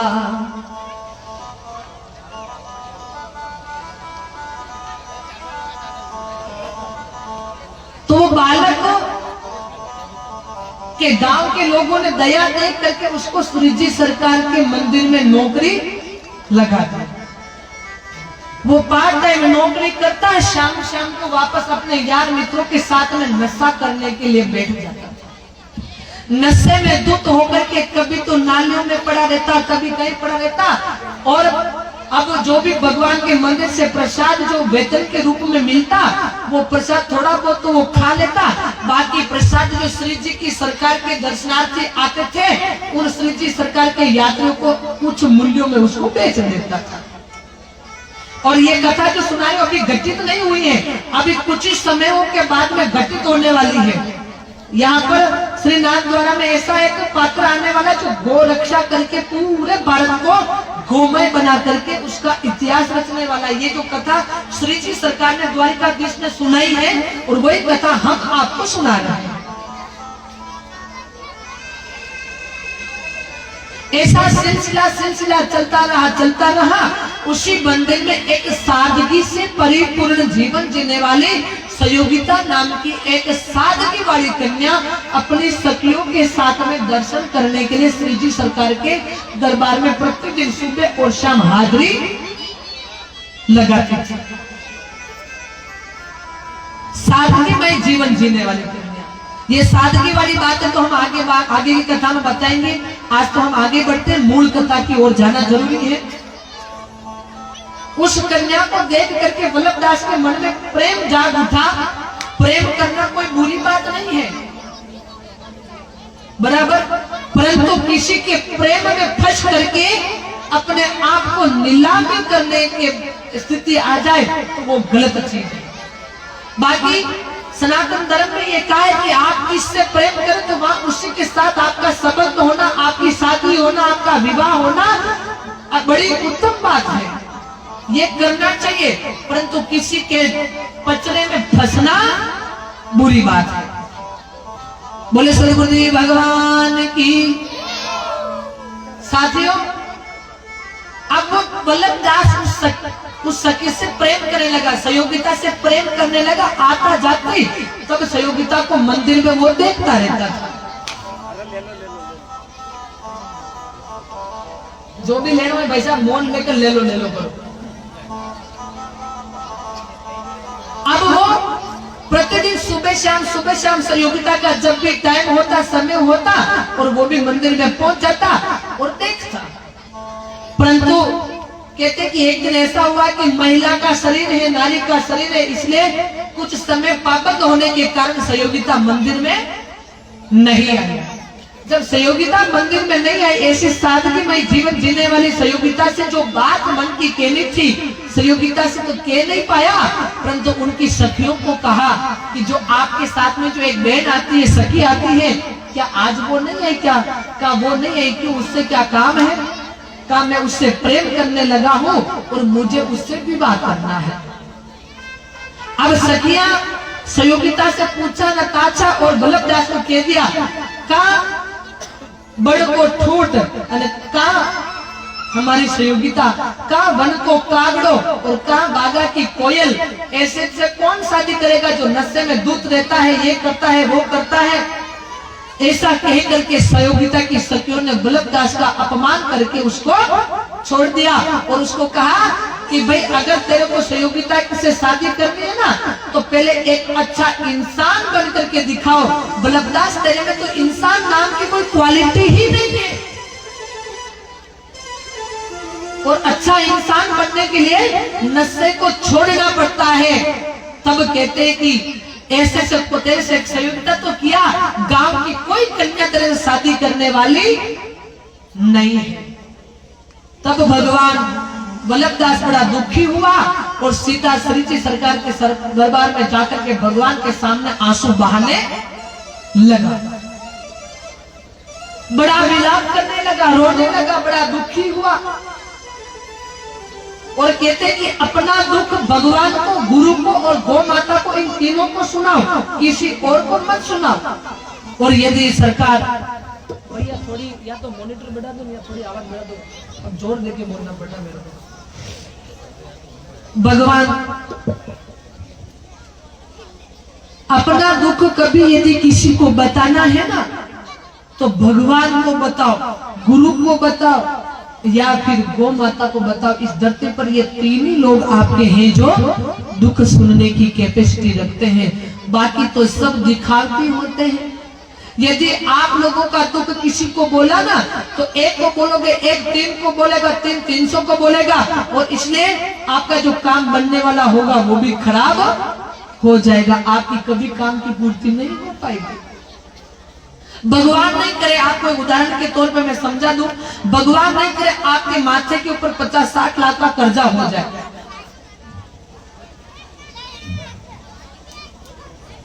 50-60 लाख का कर्जा हो जाए और फिर आप किसी और से कर्जा लेने के लिए जाओ और अपने दुख की बात किसी को बताओ, तो वो जिसको आप बोलेगा तो वो अगले व्यक्ति के पास से आप जाओगे ना, तो उसको पहले से फोन कर देगा, भाई ध्यान रखिए, मैं 2-4 लाख रुपए दिया, अब दीवारों वही उतारने के आज थोड़ी सावधान रखिए। इसलिए भगवान मेरी करबद्ध प्रार्थना है, माताओं से भी प्रार्थना है कि आपका मन का दुख आप अपने पति को मत बताओ। आजकल की पढ़ी लिखी लालिया भी अपने हस्बैंड को तुरंत शेयर कर देती, मत करो। वो हस्बैंड कब आपकी बैंड बजाएगा इसका कोई भरोसा नहीं है। इसलिए आप चाहोगे आपकी बैंड नहीं बजे तो अपना दुख सिवाय भगवान, गुरु और गौ माता से किसी को मत बताओ। ये मेरा निजी अनुभव भी है। भगवान जब तक अपने भीतर की बात दूसरों को बताते थे ना, तो वो और मचा लेते थे कि नहीं नहीं आया ऊंट पहाड़ के नीचे, नहीं नहीं आया ऊंट पहाड़ के नीचे, अब अकल ठिकाने आएगी। और जिस दिन से ठाकुर को और गुरु को और गौ माता को, इष्ट देव को अपना दुख सुनाने लगे, उसके बाद किसी प्रकार की कोई चिंता नहीं रहती है। भगवान वल्लभ दास ने भी किसी और से सहायता नहीं मांगी, भगवान के सामने खूब रोया, खूब रोया, खूब रोया। रोने से एक बार छाती थोड़ी हल्की हो जाती है, जब आपात दुख सीने में बढ़ जाता तो दुख हल्का हो जाता है।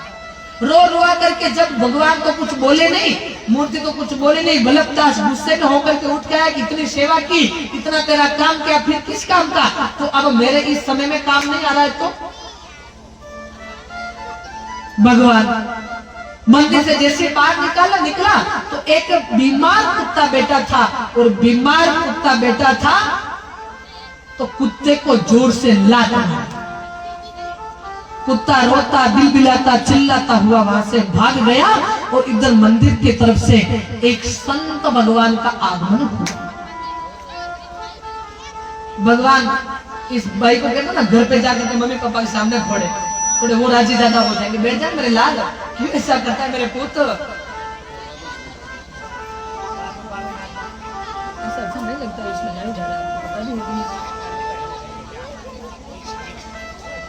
भगवान जैसे ही वो संत भगवान आए तो संत भगवान ने एक ही बात बोली कि वल्लभदास कुत्ते को लात मारने से धर्मात्मा नहीं बन जाओगे, आपका आप में भीतर में सुधार नहीं आ सकता है।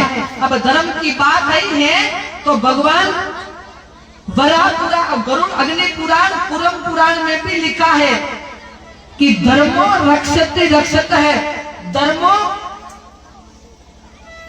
वृषभवान शिव जी के लिए कहा है। और ये अग्नि पुरम पुराण, मत्स्य पुराण और शिव पुराण में लिखा कि शंकरो धर्मवान, ये श्लोक यही कहते हैं कि गाय माता ही, नंदी भगवान ही धर्म है, और धर्मात्मा बनना है तो धर्म के संगत होना पड़ेगा। गुरुजी ने कहा कि कुत्ते को लात मारने से आप धर्मात्मा नहीं बन सकते, आपके भीतर दया आएगी तब जाकर के आप धर्मात्मा बन पाओगे। और अपनी लोकल भाषा में कहावत भी चलती है और दोहा भी है, दया धर्म का मूल है, पाप मूल अभिमान। धर्म का मूल है, पाप मूल अभिमान। तुलसी दया ना छोड़िए, जब तक गट में प्राण रे तुलसी, जब तक गट में प्राण।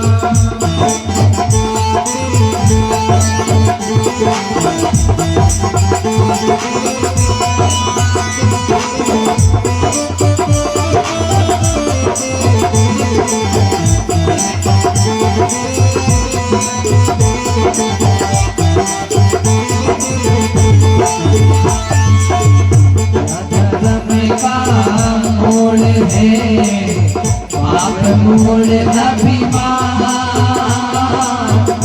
तुलसी दया ना छोड़िए, जब तक गट में प्राण रे तुलसी, जब तक गट में प्राण।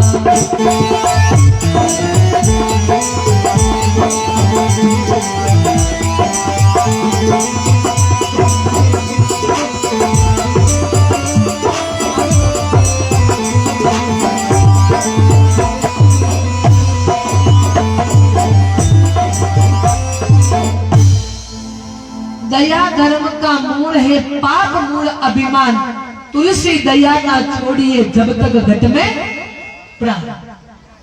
और मुझे एक बात बताओ, दया धर्म का, दया धर्म का, अरे अगली लाइन को पूरा करो, दया धर्म का। अरे अभी तो बोला मेरे भगवान, थोड़ा सा ध्यान लगा के सुनो मेरा बाबूजी। अरे दया धर्म रो,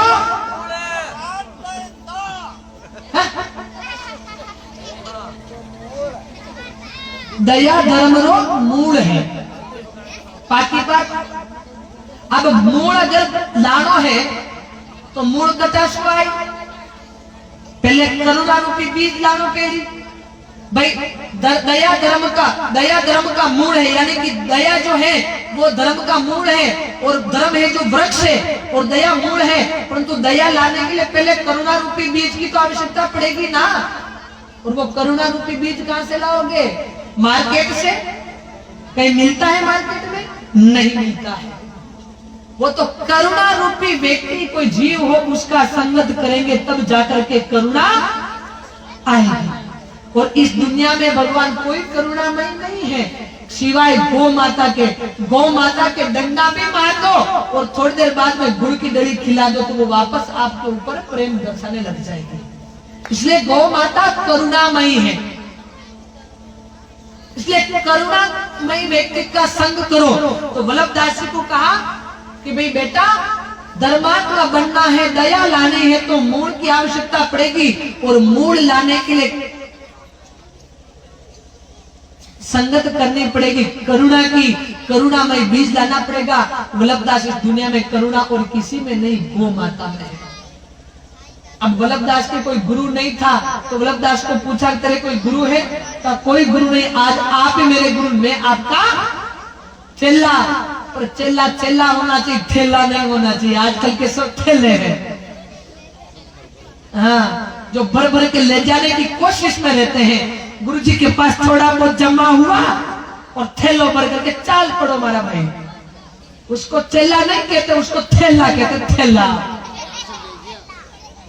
काई कहे थैलो, चेलो नहीं कहे। तो चेलो गुरु जी आज थे मां का गुरु, मैं था को चेलो।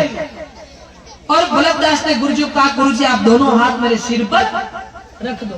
भगवान ओ साहब जी मेरे सिर पर रख दो गुरु पर अपने ये दोनों हाथ। बोलो इसको, गुरु जी आप दोनों हाथों को मेरे सिर पर रख दो और आज से आप मेरे गुरु बन जाओ, मैं आपका शिष्य बन जाता हूं।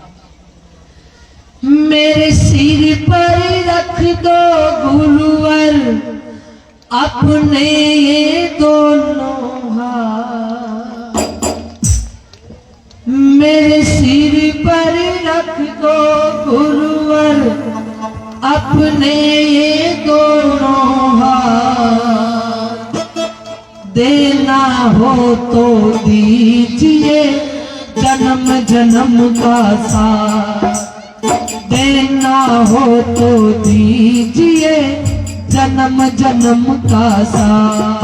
मेरे दिल पर रख दो गुरुवर अपने ये दोनों हाथ, देना हो तो दीजिए जन्म जन्म का साथ, देना हो तो दीजिए जन्म जन्म का साथ। तेरा एहसान होगा, तेरा एहसान होगा, तेरा एहसान होगा, तेरा एहसान होगा।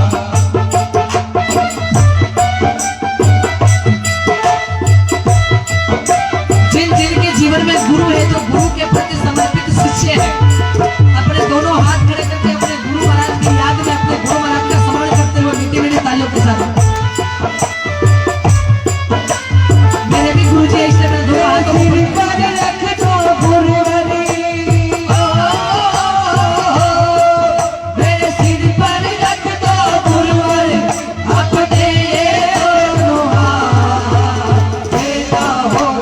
दीजिए जन्म जन्म का साथ, देना हो तो दीजिए जन्म जन्म का साथ। तेरा एहसान होगा, तेरा एहसान होगा, तेरा एहसान होगा, बड़ा एहसान होगा।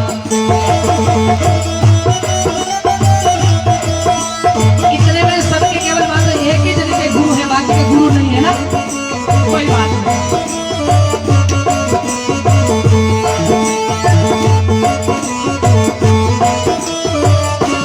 गुरु का प्रेम वही चाहता है जो शिष्य होता है गुरु का।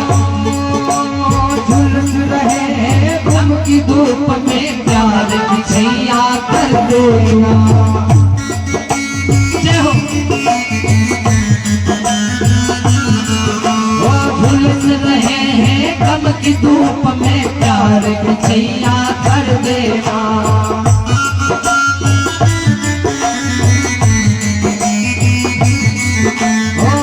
माझी के चाव चले ना, अब मतवार पकड़ लेना।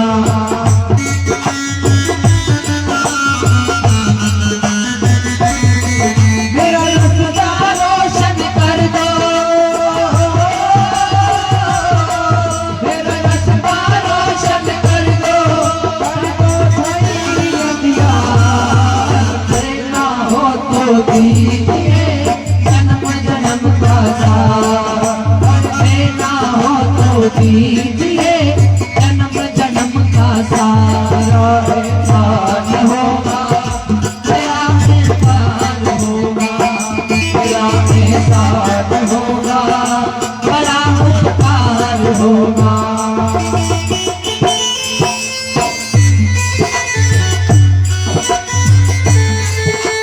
क्या बात है। और भाइयों में किसी के गुरु जी नहीं है ना, सब मुकरे बैठे हैं। गुरु है किसके किसके हैं, तो ऐसे खड़े होकर साथ गुरु जिनके हैं, जो गुरु के प्रति प्रेम है, गुरु के चरणों से लाग रही है, जिसका प्रेम है चरणों से, वो हाथ को ऐसा करके या अपने गुरु के लिए खड़े होकर के मीठी मीठी तालियों के साथ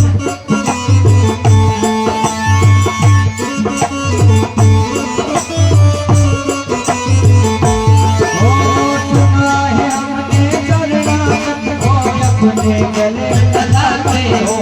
सुना है हमने शरणागत को अपने गले लगाते हो। सुना है हमने शरणागत को अपने गले लगाते हो। सुना है हमने शरणागत को अपने गले लगाते हो। अरे तेरा हमने क्या मांगा जो देने में घबराते हो। ऐसा हमने क्या मांगा जो देने में घबराते हो। ऐसा हमने क्या मांगा जो देने में घबराते हो।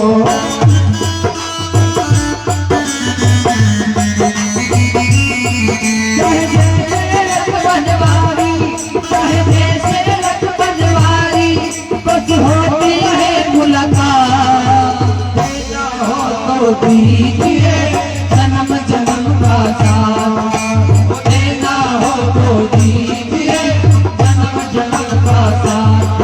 एहसान होगा, बड़ा उपकार होगा, तेरा एहसान होगा, बड़ा उपकार होगा।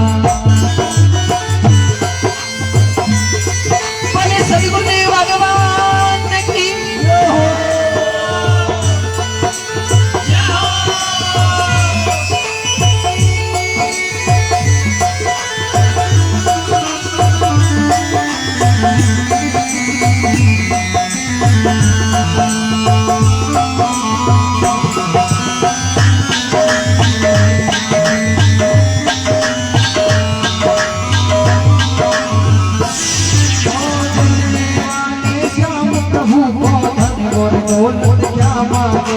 देने वाले गुरुवर है तो धन दौलत और क्या मांगे। ओ देने वाले श्याम प्रभु से धन और दौलत क्या मांगे। देने वाले गुरुवर है तो धन दौलत और क्या मांगे। श्याम प्रभु से मांगे तो फिर काम और इज्जत क्या मांगे। गुरुवर से मांगे तो फिर न मेरे जीवन में कर दो, मेरे जीवन में अब कर दो, कर बाकी बरसा। देना हो तो दीजिए जन्म जन्म का साथ, देना हो तो दीजिए जन्म जन्म का साथ। तेरा एहसान होगा, तेरा एहसान होगा, बड़ा उपकार होगा,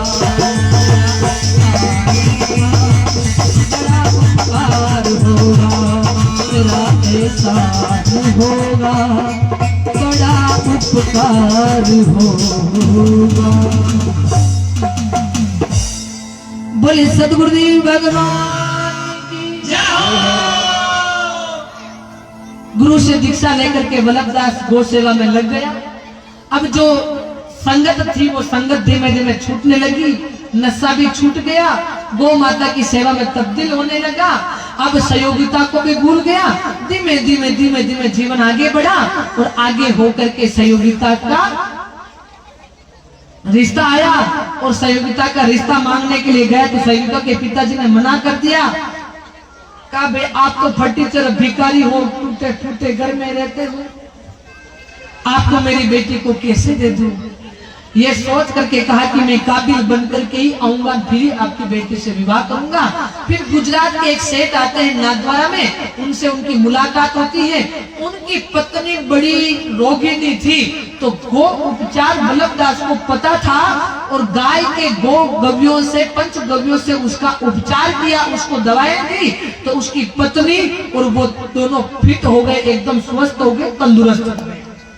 उनके भी बेटा नहीं था, 2 बेटी थी तो वल्लभदास को उनको बेटा बनाने का निर्णय ले लिया।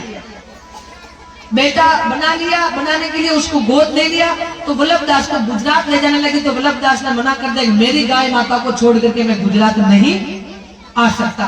तो कहा कि गाय माता को भी साथ ले लो। तो गाय माता को भी गुजरात लेकर के सूरत शहर में बस गए, गुजरात में बस गए और बसने के बाद में गौ माता के लिए बड़ा मंदिर जैसी जगह बना करके, रूम बना करके उसमें सारी सुविधा लगा करके गाय माता को एक भगवान की तरह वो लोग पूजने लगे। पूजते पूजते पूजते पूजते जोहरी का जो व्यापार चलता था तो उसके प्रमुख थे सहयोगिता के, मतलब वल्लभदास के पिताजी जिन्होंने वल्लभदास को गोद लिया, वो प्रमुख थे। तो इस बार भी वहाँ हर साल फंक्शन होता, इस बार फंक्शन करना था तो कहा कि भाई मेरी जगह मेरे बेटे को अध्यक्ष बना दो, आपके व्यापार में दिनों दिन उन्नति होगी। क्योंकि जब से मैंने वल्लभदास को मेरा बेटा बनाया उसके बाद वल्लभदास के आने के बाद मेरे धंधे में दिनों दिन प्रगति होने लगी। आप एक काम करो, वल्लभदास गौ सेवा करता है, गौ माता की बड़ी कृपा है, आप उसको अध्यक्ष बनाए। उसको अध्यक्ष बनाए तो पहले तो गुजरात लेवल के ही जोहरी के व्यापारी आते थे, परंतु इस बार वल्लभदास के अध्यक्षता में जब फंक्शन हुआ, कार्यक्रम हो रहा है तो विदेश के भी व्यापारियों को न्योता दिया। सारे के सारे लोग आए और वल्लभदास से व्यापार कैसे चलाया जाए उसके ऊपर सारे के सारे लोग डिस्कस करने लगे, सजेशन लेने लगे, उनसे राह मशवरा करने लगे। फिर इधर सहयोगिता के पिताजी भी उसमें थे, तो उसी मन उन्होंने मन ही मन ठान लिया कि वल्लभदास को अब मेरी बेटी का दामाद, मेरा दामाद मेरी बेटी का पति बनाऊंगा। वल्लभदास से पूछा तो कहा अब मैं नहीं निर्णय ले सकता, जो भी करेगा मेरा पिता करेगा, क्योंकि अब मेरी जिंदगी मेरे पिता के हाथ में है। पिता से हाथ मांगने के बाद में वल्लभदास का विवाह हुआ और विवाह होने के पश्चात 5 साल गुजर गए, कोई संतान नहीं।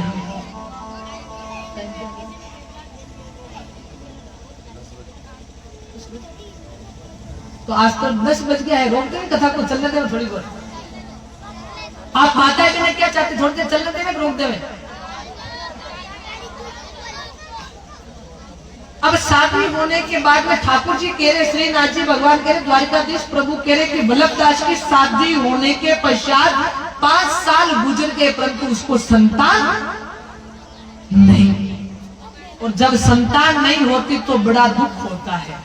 सास ससुर ताना देने लग जाते हैं, गांव के लोग ताना देने लग जाते हैं, सारे के सारे लोग बांझ बांझ कहने लग जाते हैं, और ऐसे फिर बांझपन का कोई मुख नहीं देखते हैं।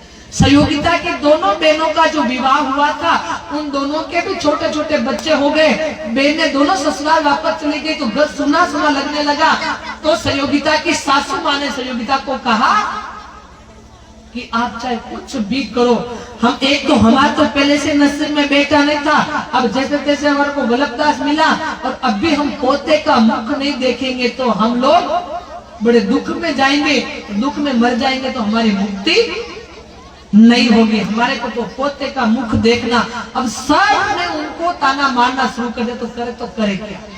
अस्पताल गए, डॉक्टरों के पास गए, नीम हकीम मोजा बोपा सब करवाए, साधु संतों के पास भी गए, सब जगह गए। और ऐसा एक बार रामचरितमानस के अनुसार, रघुवंश पुराण के अनुसार, राजा दिलीप को भी संतान नहीं हुई थी। यूं तो राजा दिलीप के कई सारी रानियां थी, यूं तो राजा दिलीप 5 नहीं थे, परंतु जो पट रानी थी उसकी संतान होवे तो राज तिलक उसी के होवे, नहीं तो नहीं होवे। उसकी संतान नहीं हुई तो बड़ी दुविधा में थे राजा, बड़ी तकलीफ में थे। वल्लभदास ने सब कुछ करवा लिया, फिर भी संतान नहीं हुई, तो कहा कि वल्लभदास यदि संतान नहीं होते तो आप दूसरा विवाह करें। बात विवाह पर आ गई तो फिर तो बड़ा दुख होता ही होता है, क्योंकि वल्लभदास ने संकल्प लिया कि मैं एक के अलावा दूसरी को नहीं चाहता हूं। बड़ा खेद हुआ मन में, और भगवान दोनों विचार विमर्श करने लगे, अब करे तो करे।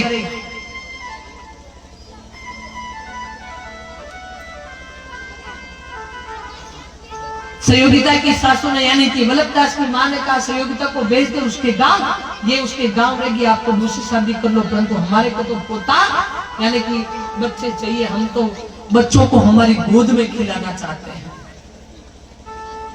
अंत में फिर वल्लभदास को याद आई कि मेरे गुरुजी जो है, जो हर बार मुझे मार्ग दिखाते, हम उन्हीं के पास चलते हैं, और व्यक्ति को जहां जाना पहले चाहिए, लास्ट में वहां पहुंचता है। राजा दिलीप ने भी यही किया। एक बार भूपति मन माही, भय ध्यानी मोरे सुतनाई, गुरु ग्रह गयो तुरंत मही पाला, चरण लागी करी विनय विशाला। राजा दिलीप पूरे भूखे पृथ्वी के राजा थे, उनको बड़ा दुख हुआ, और वो जाने वो उनके संतान नहीं हुई, तो गुरु जी के पास गए। हम अक्सर भूल यही कर जाते, 2 पैसे आने के बाद में सीधा अस्पताल जाते हैं। या फिर लोगों में एक और भ्रांति रहती है, यदि संतान नहीं होती है, मुझे यहाँ पर थोड़ी श्रम को छोड़ना पड़ेगा, श्रम को नहीं छोड़ूंगी तो आप लोगों को समझा नहीं पाऊंगी। परंतु लोग अक्सर यही कहते हैं कि अगर संतान नहीं होता तो सारा का सारा दोष नारी का होता है, परंतु ये अधूरी सच्चाई है। शास्त्र कहता है कि यदि संतान नहीं होता है तो उसमें कहीं ना कहीं दोष 50% दोष पुरुष का भी होता है। क्यों? नारी इस बात नहीं होती, पुरुष भी बात होता है। इसमें कोई नारी का एक का दोष नहीं होता है। सब लोग करके अड़े बड़े नौकरी पे जान पड़े, अरे भगवान, उसमें नारी का दोष थोड़ी क्या, सभी का दोष होता है। 50-50 95% सबका दोष होता है। तो भगवान आज की तो कथा लोग जाने लगे हैं, तो कल समय पर ठीक 8 बजे कथा शुरू हो जाएगी। और कल जो नारी के और पुरुष के अंदर शरीर दोष, पाप दोष, देव दोष, पितृ दोष का निवारण बताएंगे, फिर संतान प्राप्ति के उपाय बताएंगे। और कल संतान का जन्म भी होगा।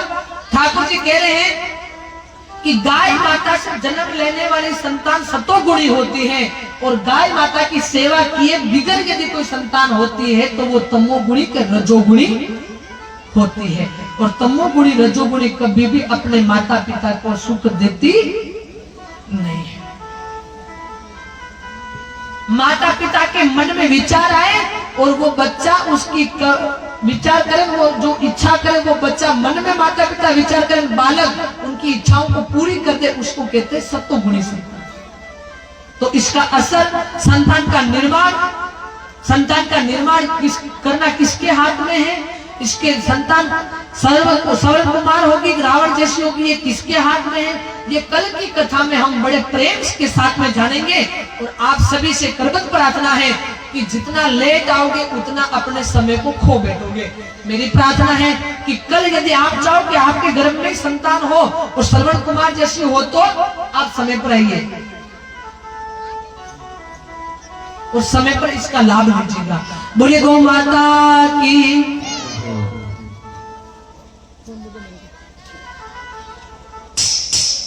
तो आइए हम सभी आरती का लाभ लेंगे और उसके पश्चात हम आरती लेकर के प्रसाद लेके, प्रसाद लेने के बाद में हम